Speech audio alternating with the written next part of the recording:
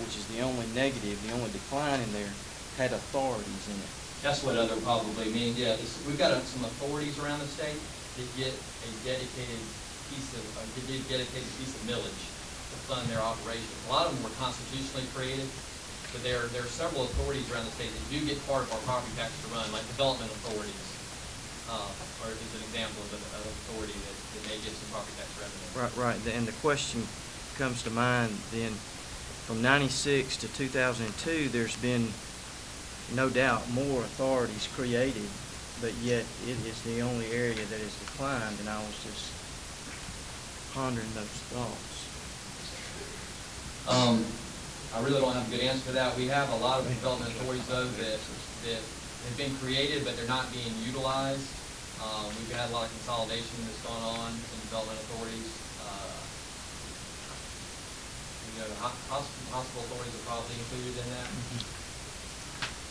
But for whatever reason, they're not getting as much property tax revenue as they have in the past.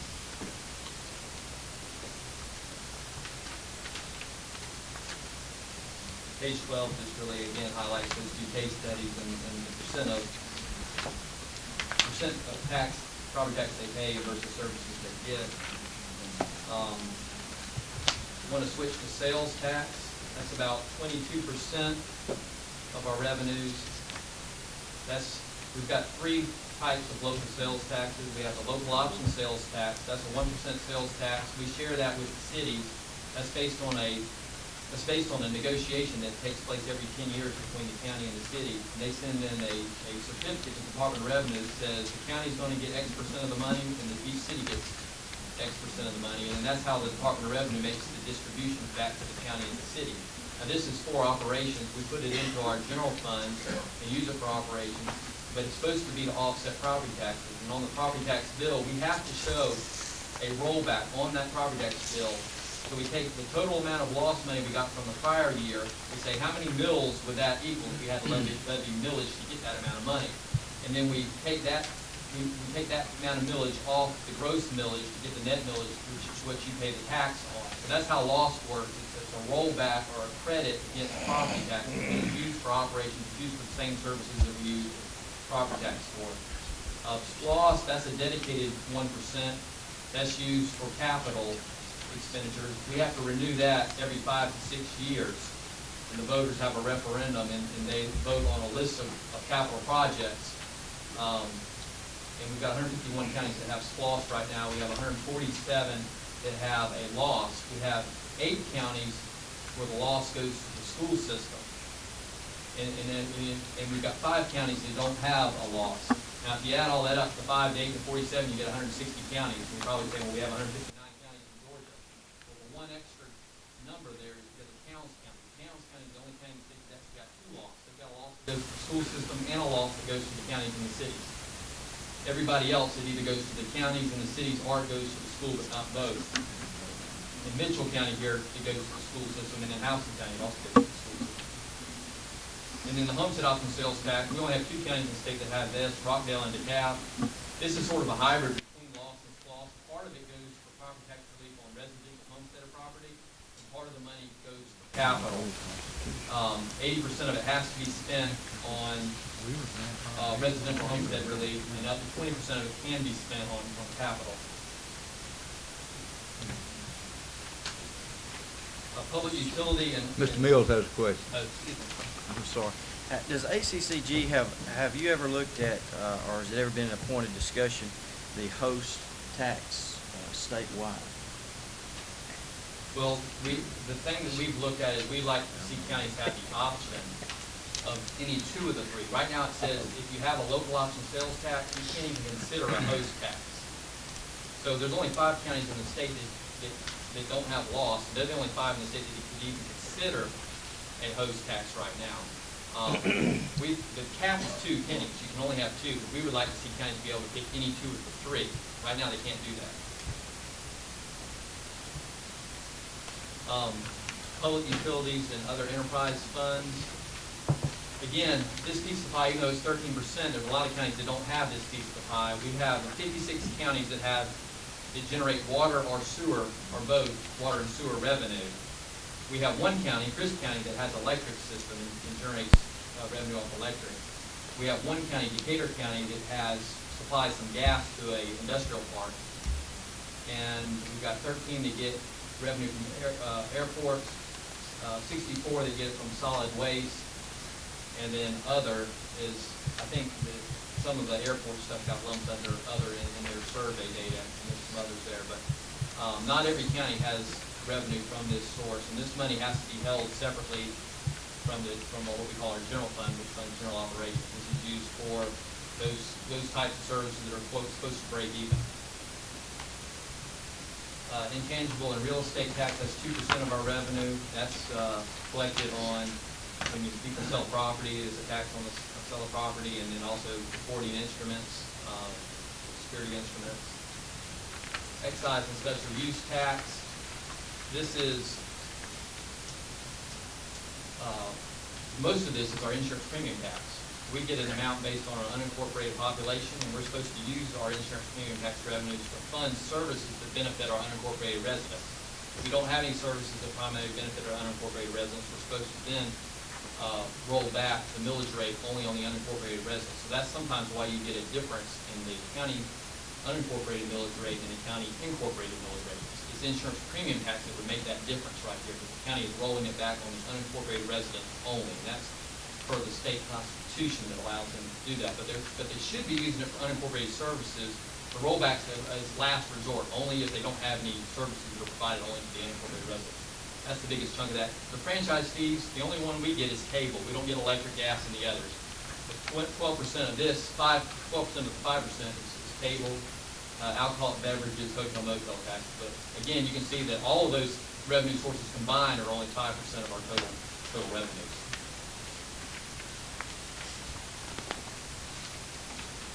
Licenses, permits, and other regulatory fees. These fees also, we have to break even on these. We are not supposed to charge a fee that would exceed the cost of providing the regulation or doing the regulatory type service, such as building permits. We have a building permits department. We can collect money to fund that building permits department through this fee, but we can't charge anything over and above where we just dump it in our general fund and use it for tax. These are only to support the regulatory type activities. You see some of the examples here: alcoholic beverage, business license and occupation taxes. That is on this slide because that's how the finance survey classified it, but that is really not accurate. It's not a regulatory fee. That's just a true tax. That's a general revenue source. That's a tax on business, the license and occupation tax. Service charges, that's 4% of our revenue. There's a lot of little stuff in the service charges. This is an example of some of them: ambulance fees, park and rec, parking fees, 911, planning and development, tag fees, false alarm fees.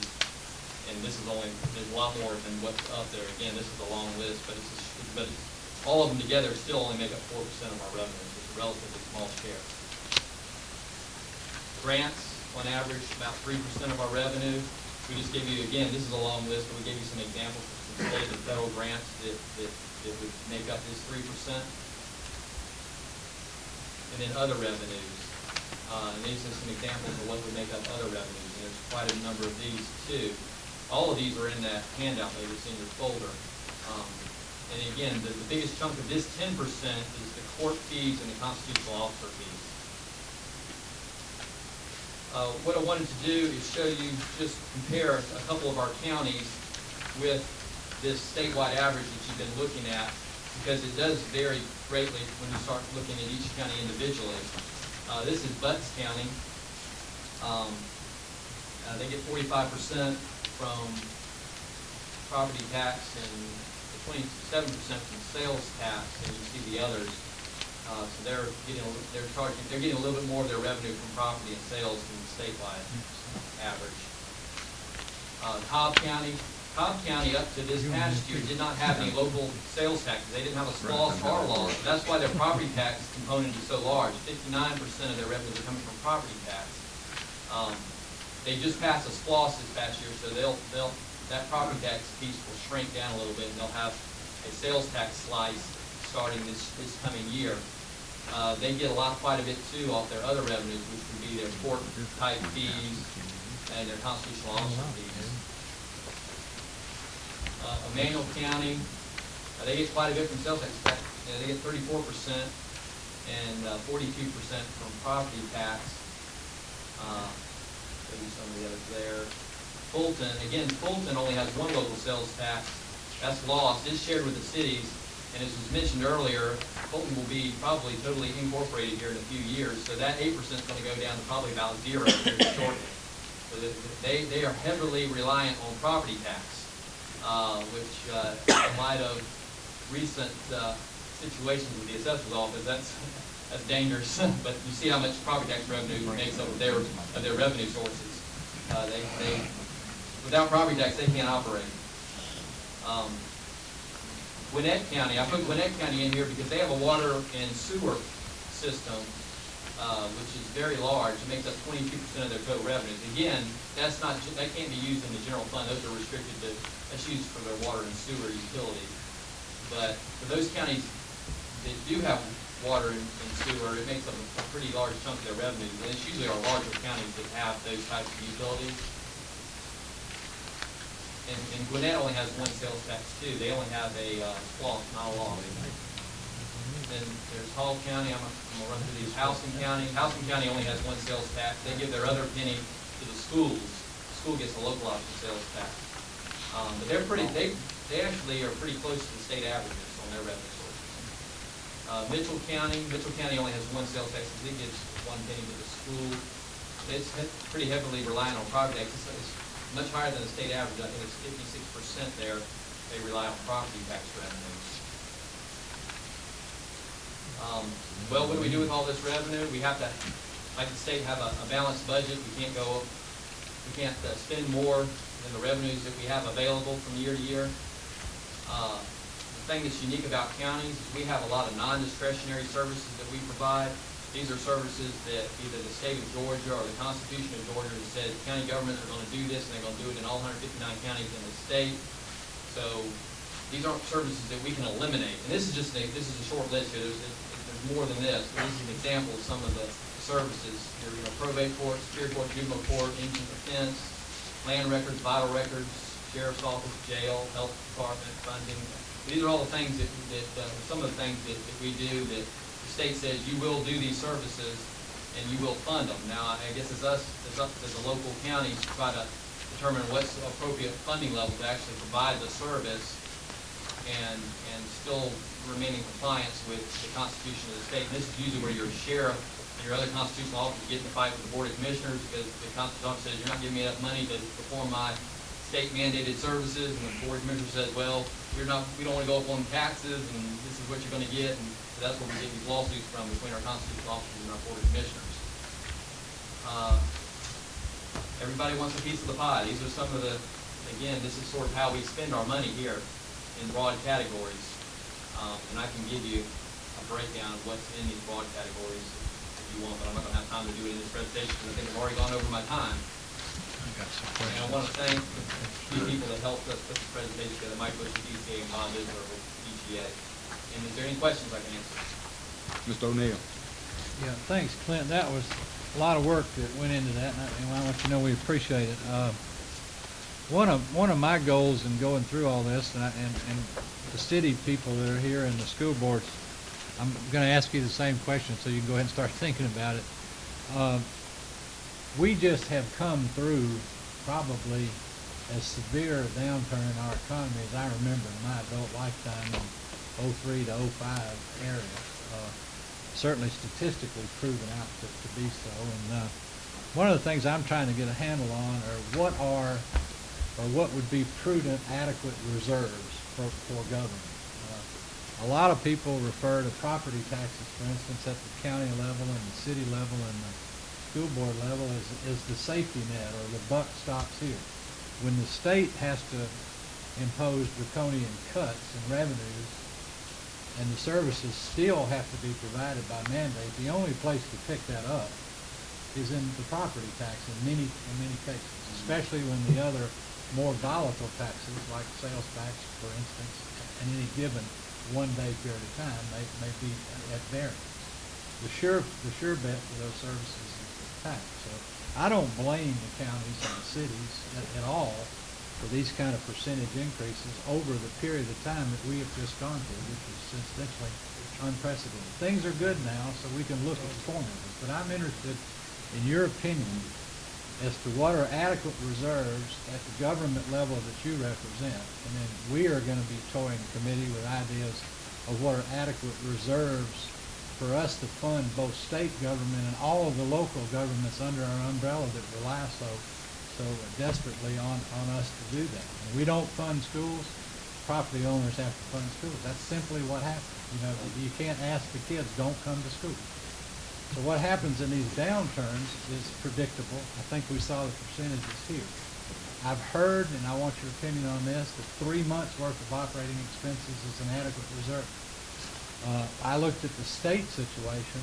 When our economy went down, we supposedly had the $700 million reserves, but in a $16 billion budget, that's 2 weeks.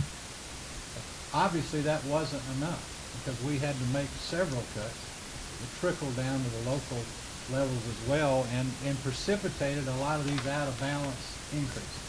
I don't say that's the only reason. Fiscal responsibility figures in. There's a litany of reasons, but I'd like your opinion on what adequate reserves are, and is there any idea that you all may have on some formula-driven, from the standpoint of needs of local government, which you represent, as opposed to our ability to fund? Now, I know the state's never, ever done an unfunded mandate that I hear from, and I'm being facetious on that, but they're certainly more draconian during bad times. And now are good times so we can do some serious planning about this. What's your idea on adequate reserves at our level, where we need to be at to make sure your level's always going to be stable? And sort of characterize your taxes as what you consider most volatile and least volatile. And if you had recommendations for policy changes as your relationship between us and you, us meaning the state, you meaning the counties, let's hear it. Okay. As far as the reserves, that's going to vary depending on the size of the local government or the size of the county. Generally, a reserve of about 3 to 5% of your revenues is what people would like to see the county have. And when I say people, state finance and have to go out and issue bonds. When the rating agencies look at you, the bonding people, when they look at what's your fiscal health, they're going to be looking at your reserves. How much, what we call unreserved fund balance do you have? That's money that's sort of emergency fund money that you can use on spend it on anything you need to spend it on. And that's usually around 3 to 5%, but that will change depending on the size of the government. In other words, a large county like the size of Fulton, it's going to be a smaller percentage. It may be 2 to 3%. Of what? Percent of your budgeted revenues, whatever that amount is. 2 to 3% of how much of the revenues that you take in every year. Your annual revenue. Of your annual revenues. For the smaller counties, like a Mitchell County, it may be 5, 6, 7%. They may have to have a larger reserve than the larger county does, because obviously 4 or 5% of their budget is not going to be really as much money. But on average, just again, about 3 to 5% of budget revenues. And maybe when Sabrina gets up here, she can address that too. She teaches this stuff. But and so that does change, but it is important. A lot of times counties don't have the adequate revenues, and when we go through times like we just went through, they get in trouble. Fortunately for us, because property tax makes up a large component of our revenue base, property tax is probably the most stable. When you look at income tax and sales tax, property tax is the most stable revenue source. Sales tax obviously don't fluctuate greatly. Good thing about sales tax is what we use it for. Only one of those pennies goes into general operation. The other one is dedicated to capital expenditures. And to the credit of Chairman Richard Boyle, he's done a good job. There's been several occasions where people have wanted to use that for operations, and Richard said, no, we're going to make sure that stays and is used for capital. See, a capital expenditure, you can always scale back on the project. You can delay the project. There's things that you can do when sales tax revenues go down. But operations, you've got to, that's hard to change the amount you need for operations. So because we only use one thing for operations and we use the other for capital, our revenue sources are pretty stable. I think the only thing that's bad about our revenue sources is the property tax because it's the most disliked of the revenue sources, and it happens to make up a large percentage of our budget. So when people complain, they come to the county commissioners. And not only, as you saw on that slide, schools are using about twice as much property taxes as we're using. I guarantee you the commissioners get 4 to 5 times the blame. I mean, when people complain, they're going to their county commissioner. They're not usually going to the cities or the school. They do go to those other folks. So I don't want to say that they don't. But from what we hear from our county commissioners, they